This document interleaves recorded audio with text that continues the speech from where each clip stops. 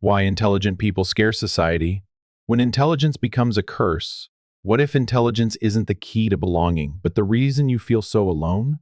You notice things others ignore. You question what they blindly accept. You speak truths that make people uncomfortable. And over time, you begin to wonder, is the world rejecting me, or am I just too awake for it? Arthur Schopenhauer, the philosopher of solitude, believed that intelligence comes with a cost. Not everyone wants to see what's real. Not everyone can handle reflection. And those who think too deeply often become mirrors others fear. In this video, we explore why intelligent people often feel misunderstood, isolated, or even resented, from psychological projection to emotional depth. We'll uncover the hidden reasons why society quietly distances itself from those who see too much. You're not broken, you're not too much. You're just awake in a world that prefers to stay asleep. Let's begin. When intelligence becomes a silent threat, have you ever felt that the more you understand, the more distant the world seems? That the clearer you see the nature of things, the fewer people want to listen? This isn't just a fleeting sense of loneliness. It's a reality that intelligent minds have faced for generations, and one that Schopenhauer warned us about. It's no coincidence that history is filled with thinkers who are pushed to the margins, from Socrates and Galileo to Nietzsche and Tesla. They weren't cast out for being foolish or mistaken, but precisely because they dared to see what others weren't ready to confront. Schopenhauer once said, "Intelligence is not a welcome gift, it's an invitation to isolation." The intelligent, with their sharp observations and independent thinking, unintentionally become a threat to those clinging to the comfort of shallow perception because, in silence, they do what society fears most. They illuminate what is hidden. Modern psychology refers to this as the mirror effect. Deep thinkers don't merely offer new ideas, they unknowingly reflect the limitations in others' thinking. And that reflection makes people uncomfortable, even threatened intelligence, then ceases to be admirable and becomes an unpleasant mirror that few are brave enough to look into.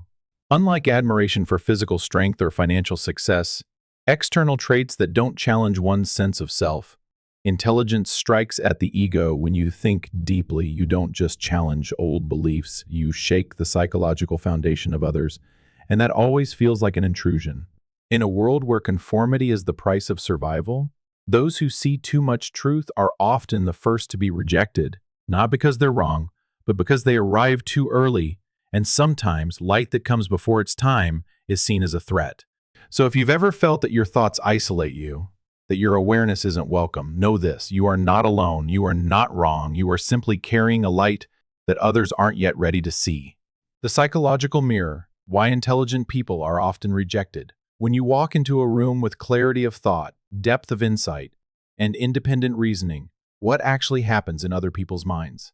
Many assume that intelligence naturally earns admiration, but more often, the opposite occurs. Intelligent individuals are not just ignored, they're often targeted, criticized, or quietly pushed away. Why? The answer lies in a psychological phenomenon known as the mirror effect. When you see clearly, you become a mirror, not one that reflects beauty, but one that reveals what others have long hidden: limited thinking, unconscious beliefs, unprocessed weaknesses.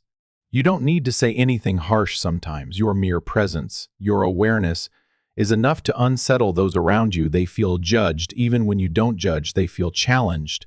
Even when you only speak truth, your intelligence becomes a subconscious reminder that they haven't traveled as far as they think on the path of self-awareness. This doesn't happen with other forms of superiority. If you're attractive, others may admire you. If you're wealthy, they might envy you but still follow. But when you are too insightful, when you ask the right questions before they're ready, they don't see a guide, they see a threat. Their defenses rise. They call you too serious, too analytical, too intense. They suggest you should relax more, not overthink, keep life simple. But these aren't real suggestions. They are ways of soothing their unsettled egos. Subconsciously, people defend their sense of self by rejecting what discomforts them, and the intelligent, without meaning to, cause the most discomfort simply by being awake, deep, and perceptive. You've probably experienced this. You say something sincere and profound. The room falls silent. You ask a bold question. people change the subject, you point out an illogical claim, and you're met with blank stares or polite silence. That doesn't mean you're wrong. It means you reflect too clearly, and others aren't ready to look. And so a paradox appears. The more you understand, the more you're misunderstood, the more you see, the more you're seen as different. And that's how intelligent people often feel like strangers in their own communities. Understanding this mechanism is the first step to releasing self-blame. The rejection you face isn't because you're flawed, it's because you reflect truth.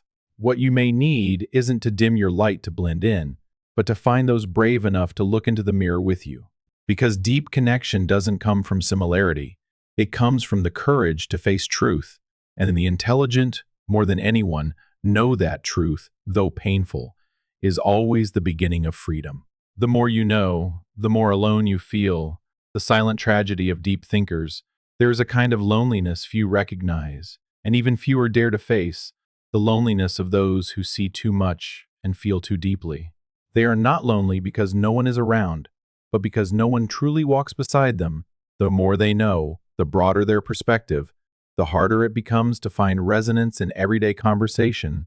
What others find fulfilling, they find shallow. What others call fine, they experience as suffocating. And so, in the midst of many, they feel alone.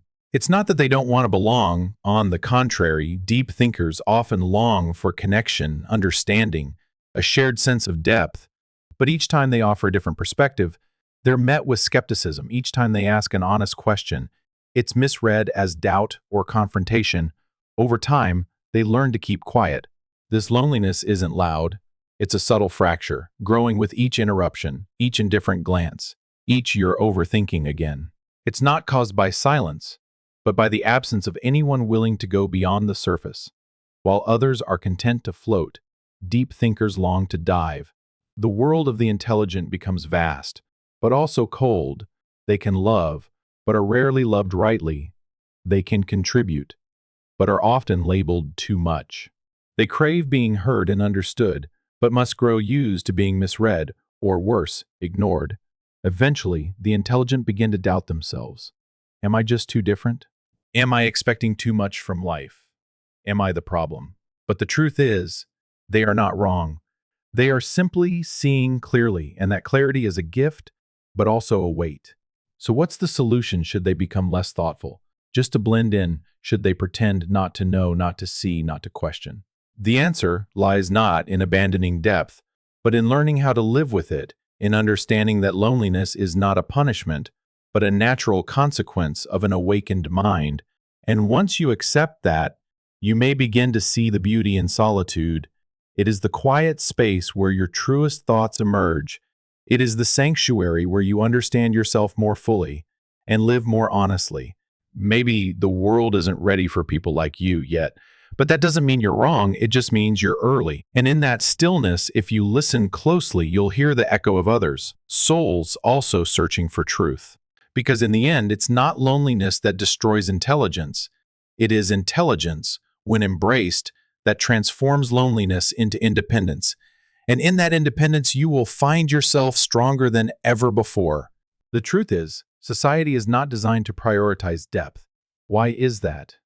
The answer lies in the survival mechanism of society. The crowd doesn't operate on depth, but on consensus. To maintain stability in a dense community, common beliefs, easily digestible rules, and mainstream values are needed. The deeper thinker, in contrast, threatens this consensus because they ask questions. They see through facades. They disrupt what's been taken for granted as true. Schopenhauer once noted, "Intelligent people are rarely popular, not because they are arrogant, but because they don't say what others want to hear." In reality, intelligence makes others uncomfortable, not because of its content, but because of the sense of threat, like a mirror reflecting superficiality, limitations, or unresolved contradictions. A society that favors simplicity will glorify what is easy to grasp, easy to consume, and makes people feel good about themselves. That's why empty slogans are preferred over illuminating questions, and superficial encouragement is preferred over deep confrontation. Therefore, those who live with deep thinking, who question meaning, purpose, and truth, are often pushed to the margins. This doesn't mean you should abandon depth to fit in, but you need to understand the simplicity society seeks isn't naivety. It's a collective choice to stay comfortable. And those who go against that choice will somehow face resistance or exclusion. So what should you do when your intellect is unwelcome? You don't need to change the world, but choose carefully where you place your depth. Share it with those who are truly listening, nurture it where it can take root. Don't dilute yourself into a more acceptable version just to gain shallow validation. Intelligence doesn't need applause. It only needs not to be betrayed. And remember, if you're ignored because you think too deeply, that doesn't mean you're wrong, perhaps. You're simply seeing further in a world noisy with easy truths.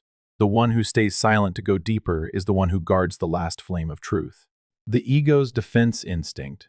When intelligence becomes a threat to the brain, here's a strange paradox. Intelligence, the symbol of evolution, can also become the very reason someone is excluded from the collective.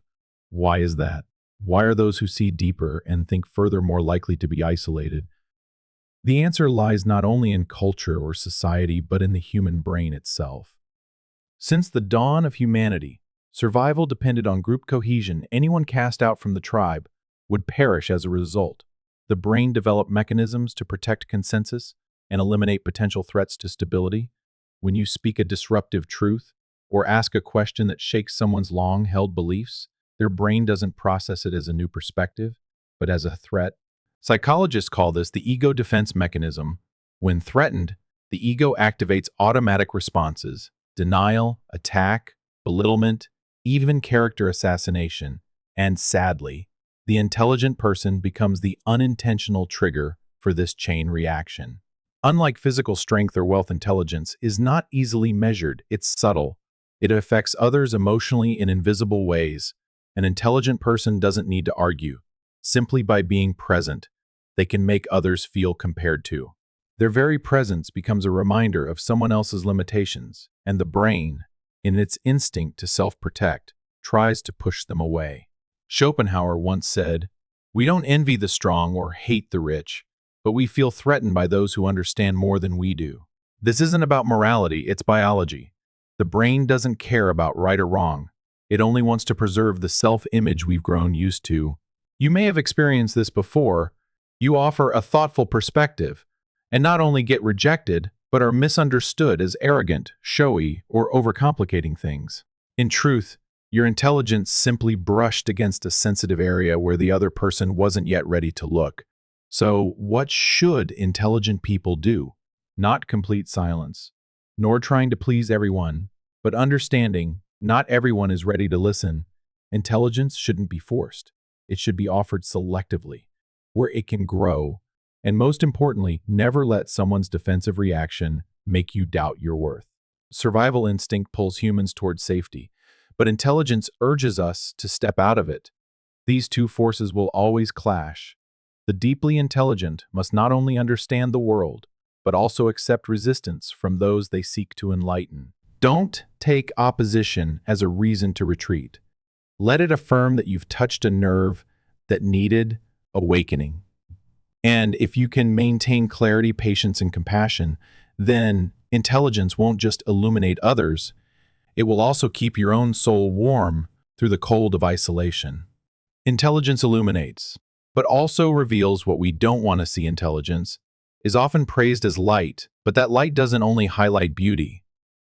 It also exposes shadows, dust, and uncomfortable truths we'd rather not see, and that's why highly intelligent people are often avoided. Society favors positivity, encouragement, and pleasant words, but true intelligence doesn't just say what's easy to hear. It peels back the illusions we cling to, questions the values we never dared to doubt, and that, quite frankly, scares people. Imagine walking into a dim room where everyone is used to the soft, blurry light, just enough to see the way, but not everything around them. Then you turn on a bright light. People shield their eyes, grimace, feel discomfort. Why not because the light is wrong, but because it is too real. It forces them to see what they've long concealed: cobwebs, dust, the neglected corners. Intelligence works the same way. When you raise questions others avoid, when you point out contradictions in beliefs, you're not just debating, you're touching their insecurities. And in that moment, they don't see you as a bearer of light, but as someone destroying the order they've built. Schopenhauer called this the pain of awakening. The more aware you are, the more you see the dark side of life, the harder it is to live carefreely. You no longer enjoy shallow conversations. You can't pretend to believe empty praise. You notice the power games, the performative compliments, the loneliness behind crowded gatherings. And so you're labeled as too serious, too intense, even a buzzkill, not because you're wrong, but because you remove people's ability to keep pretending. Yet here's the paradox. Only when we face the truth can we begin to heal. Illusions may comfort us temporarily, but truth, though painful, is what helps us grow. And intelligence, in its role as light bearer, sometimes must accept being the one who shatters illusions. If you are that person, don't be disheartened. Remember that light doesn't need applause to be meaningful. It only needs to keep shining quietly, consistently, so that when someone is ready to open their eyes, they'll be able to find the path. And in that moment, you once seen as a nuisance will be the one they turn to for guidance through the dark. When the world loses its beauty, because you see the truth beneath the surface, something strange happens when you start thinking more deeply about life. The world around you, once radiant and full of allure, begins to feel empty, not because the world has changed, but because the way you perceive it has. As your intellect evolves, you begin to recognize repeating motifs, conversations lacking depth, social interactions rooted in utility, emotional responses driven by habit rather than authenticity. Gradually, everything loses the vitality that once moved you. And worse, they begin to wonder, is anything real? When you lose the ability to believe in beauty, innocence, or selfless goodness, you don't just become skeptical, you begin to feel hollow. But this is where a new choice emerges. Once you've seen through the illusions, you can choose either live forever in doubt and detachment or redefine beauty in a new way. Because when the external world loses its appeal, you begin to turn inward. You discover deeper forms of beauty, a fleeting moment of self-connection in silence, an anonymous act of kindness, a line of writing that makes you cry, not because it dazzles, but because it tells the truth. When intelligence helps you see through facades, it also, if you're brave enough, can guide you back to beauty, but not beauty as decoration, beauty as essence, beauty that lives inside you, long buried beneath expectations and illusions. You start to appreciate simplicity, find joy in quiet details, and realize the world never lost its beauty. You just needed to learn to see it again with eyes refined by sorrow, awareness, and compassion. And once you see like this, you are no longer bitter, no longer alone. You become the silent observer seeing clearly, yet able to smile at it all. Intelligent people feel out of place not because they're wrong, but because they see too clearly. Feeling out of place is not unfamiliar to those who think deeply. They walk into a room, hear people chatting excitedly, laughing loudly, and yet a quiet sense of alienation rises inside them. Not because they're arrogant, not because they think they're special, but simply because they see, and that vision sets them apart. The truth is, the deeper you think, the harder it becomes to connect. While most people seek joy in simple, repeatable things, the intelligent are compelled by questions without easy answers. Why do we exist? What is true happiness? Is love merely a reflection of need rather than empathy? And by asking these questions, they provoke a discomfort in others. They're labeled as too heavy, overthinking, unable to enjoy life. So, they start learning to stay quiet during superficial conversations. They hide their real thoughts just to be called easygoing. But in doing so, they lose the very thing they long for, real connection. Schopenhauer once wrote, "The more intelligent a person is, the greater the distance between them and the world." This isn't because they want to be isolated. It's because they realize most of society doesn't want to confront the truth. Intelligent people don't just see reality clearly, they see people's refusal to face it. Their isolation isn't from knowledge, it's from that knowledge being seen as a threat. So this sense of not belonging doesn't stem from being wrong, it stems from being right too early. like someone on a hilltop who sees a storm approaching, while everyone below is still partying in the valley. The intelligence see further, and the price of that clarity is not belonging. But not belonging isn't a life sentence.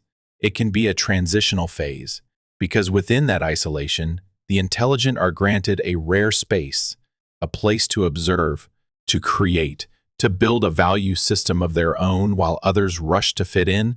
They learn to align inwardly. And something remarkable happens when you're brave enough to live authentically, quiet enough to hear your inner voice. You begin attracting souls on the same wavelength, people who have also seen too much, also stayed silent, also felt out of place. And when the misfits find each other, they form a different kind of community, not loud, not flashy, but deep and enduring. The truth is, you're not wrong for seeing clearly, and you won't be alone forever. But before you find the others, you must first find yourself. Clarity is not a curse, it's light. And light doesn't need to be understood by everyone. It only needs to be steady so that others seeking the way can see it from afar. Deeper awareness often leads to greater suffering. There's a strange paradox that those who think deeply often encounter. The more they understand, the more tired they become. Awareness doesn't always bring peace often. It's a doorway to turmoil, a kind of suffering born from seeing too much, too soon, in a world that prefers to sleep. When you understand the true nature of relationships, you realize most bonds are based on need, not pure love. When you observe society long enough, you see that most people live by patterns, habits, and fear, not ideals or truth. When you grasp how the human mind works, you see how beliefs are manipulated, emotions exploited, and freedom traded for comfort. And that hurts. It hurts because you can no longer pretend you don't see. You can't go back to unconsciousness. You can't enjoy what once brought you happiness because now you see the fabrication behind the painted surface. Schopenhauer once said, "The more a man knows, the more he withdraws from the world." It's not escapism. It's a natural response to a world whose realities differ so drastically from what people believe. You no longer buy into the success stories society sells. You're no longer captivated by the cycles of status, wealth, or fame because you see the emptiness behind the spotlight. And so you step out of the race, but the cost of stepping out is alienation. It's fatigue from carrying more questions than answers. It's solitude when no one speaks your spiritual language anymore. Many people confuse knowledge with happiness, but the truth is, the more clearly you see human nature and life itself, the fewer things you find that bring joy, because you're no longer easily fooled by appearances. And at that moment, you enter the realm of intellectual sorrow where the mind is alert, but the heart is aching. However, if you have the patience to keep going, to walk through the fog of disillusionment, what awaits you is a deeper kind of joy, not the kind born from excitement, but from stillness. Not fleeting happiness, but a solid sense of contentment from within, not because life has become easier, but because you've learned to stand calmly amid its imperfections, no longer obsessed with fixing it, just living truthfully. And then you see, suffering isn't the inevitable outcome of knowledge. It's a phase of transformation, a necessary pain to shed illusions, so that one day you no longer feel sorrow for seeing too clearly, but serenity, because finally you see rightly, and from there, you not only understand the world, you begin to understand yourself. When you see what others haven't seen, should you stay silent or speak up? This is a question that most deep thinkers have asked themselves at least once in their lives. When you see things happening that are wrong, when you understand the deeper cause of a problem that everyone around you only grasps the surface of, should you speak up or should you remain silent, observe, and keep that knowledge as something private only for yourself? Because, once you speak the truth, you're not only touching on what has been hidden, you're also touching the ego of others. And that ego often reacts fiercely to anything that threatens its security. The truth, no matter how well intended or said with love, can still be seen as criticism, as a threat.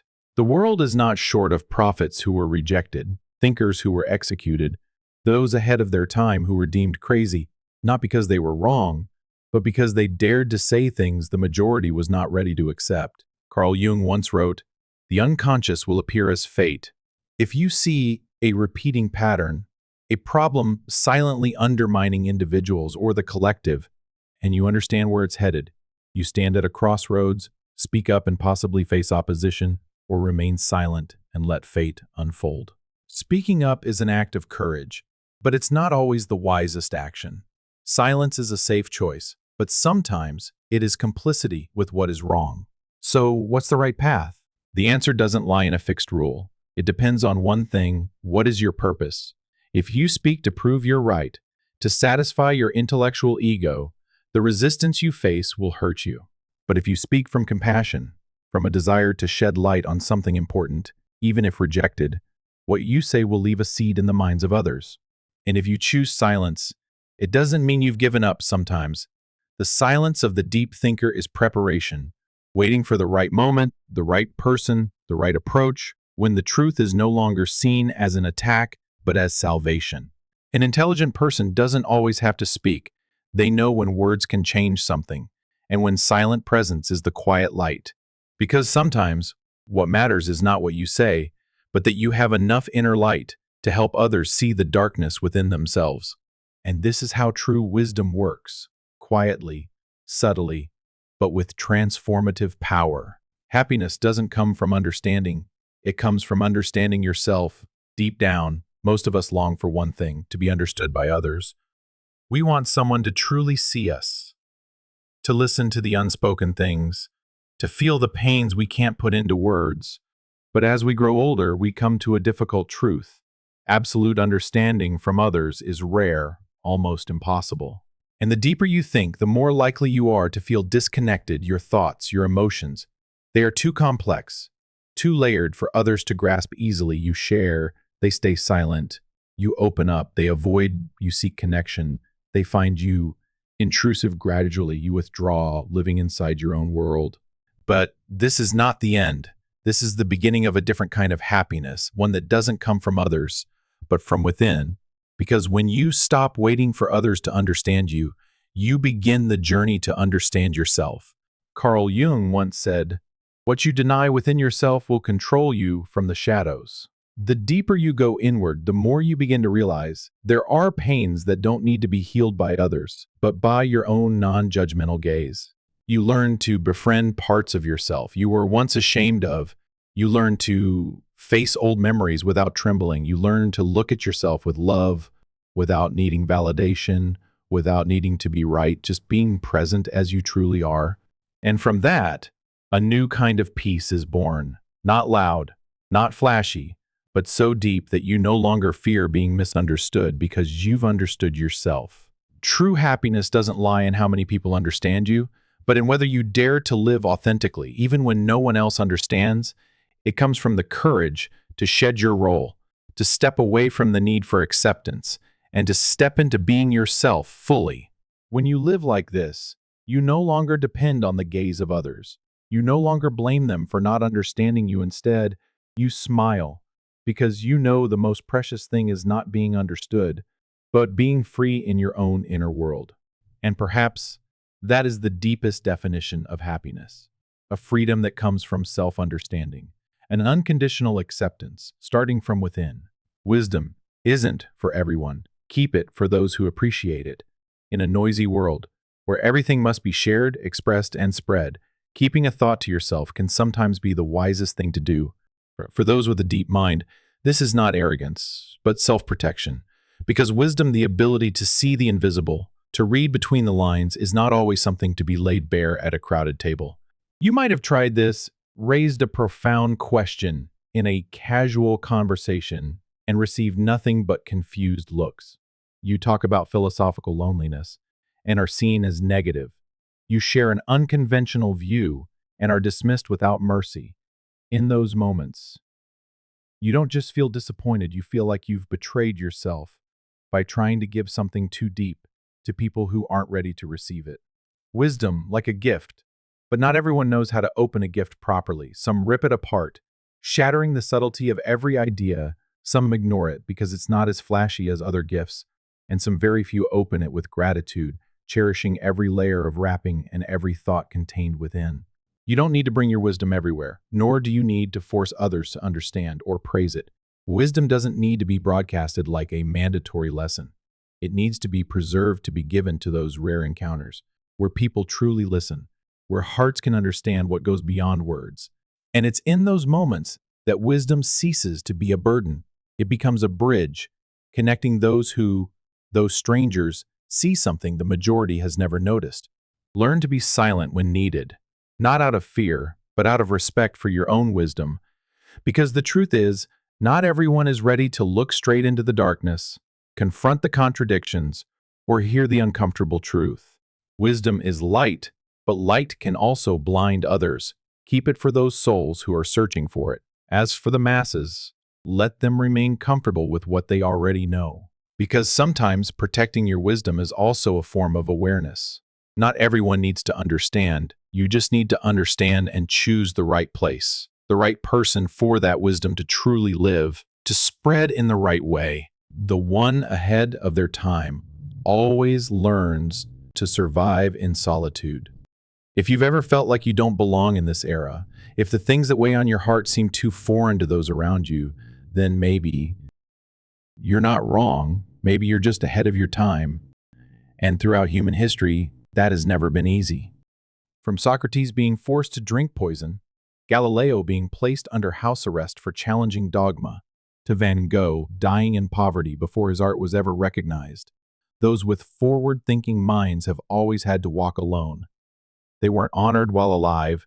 They weren't understood when they spoke, because what they saw with such clarity was exactly what others weren't ready to accept. Being ahead of one's time is like trying to draw a map of a land no one has ever set foot on. There's no confirmation, no applause, sometimes only yourself, and a fierce belief that what I see is not a hallucination, it's real, even if no one else sees it yet. The cost of seeing ahead is often isolation. When you question what others take as truth, you become a disturber. When you refuse easy answers, you're labeled difficult. When you live according to your inner truth, you become a misfit in a society that only needs obedience. But here's what the one ahead of their time must understand. Solitude is not punishment. It is the necessary space for refining the self in that silence. You will learn to hear yourself more clearly in that isolation. You will learn to stand tall without needing validation. You don't need the crowd's agreement. What you need is clarity, not to abandon what's right just because it's not yet accepted. Remember, every breakthrough in humanity began with someone who dared to be different, and the price has always been loneliness before recognition. But if you can move through that loneliness without losing yourself, you won't just survive, you will become living proof of this truth. Truth does not need to be celebrated to exist. It only needs someone strong enough to carry it through the long night. And one day, when society is ready, what you once said will be looked upon with different eyes. You will be called a prophet, a visionary, a seer, but you will know you never needed those titles. You only needed to keep your wisdom and your kindness intact throughout the solitude. That is the mark of someone truly ahead of their time. Wisdom is like light. It doesn't need applause. Only to stay alive, wisdom does not ask for praise. It doesn't need applause from crowds or standing ovations, because wisdom, by its very nature, is light, and light only needs one thing: the chance to continue existing. There are those who think more deeply, see more clearly, feel more intensely, but are forced into silence, not because they cannot speak, but because they know speaking at the wrong time can turn wisdom into a flame that burns itself out. Wisdom, in many cases, must learn how to hide in order to survive. It is not welcome in shallow conversations, in easy conclusions, in beliefs that have never been questioned. In a world that prefers convenience over truth, the wise must learn to breathe beneath the wave of false consensus without suffocating. But like light, wisdom doesn't need to illuminate the whole sky. A faint glimmer enough to light the way for a mind hungry to find its path is already valuable. A word spoken at the right time, a thought not silenced, a brave act of integrity amidst the noise, that is how wisdom quietly continues to exist and spread. There are times when living with wisdom feels like holding a candle in a storm. You can't raise it too high Wind will blow it out, but you also can't let go. Darkness will consume everything. Your task is not to make the light blaze, but to keep it from dying. Don't force wisdom to become a speaker for the world when the world is not ready. Let it be the quiet light that walks with you through nights of doubt, loneliness, and confusion. Let it be the lamp that keeps you awake while everything around you sleeps. And when someone comes near lost and trembling, you'll offer them a bit of that light. No preaching, no proving, just presence calm, radiant, and true. Because real light doesn't need to be recognized by the crowd. It only needs not to be extinguished.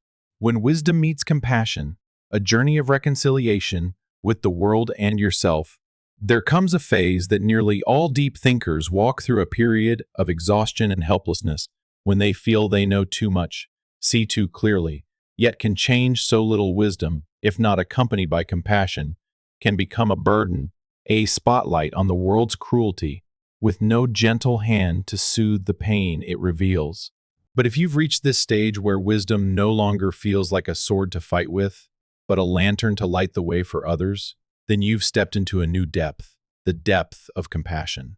Compassion is not weakness, nor pity. It is wisdom matured, knowing when to speak and when to listen, knowing not everyone is ready to understand, knowing that sometimes silence holds more love than 1,000 criticisms. When wisdom is joined by compassion, you no longer see yourself as the one who sees the truth among the blind.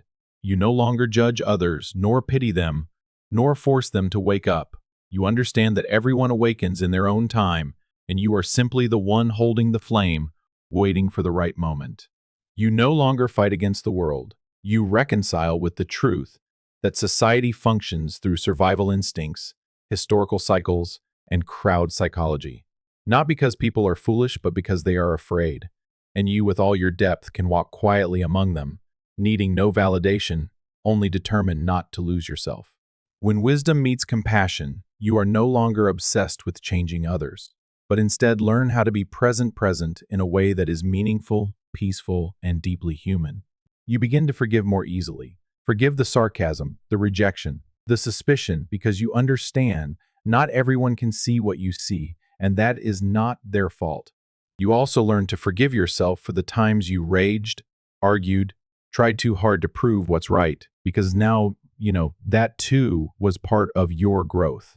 And so you keep walking, no banners, no labels like enlightened one, no need for applause. All you need is to keep your heart open, your light burning, and your feet steady on the path of truth. Because in the end, wisdom is not about being superior. It's about knowing how to love more deeply, to live with more responsibility, and to become the kind of person the world needs, even if the world doesn't yet know how to name you.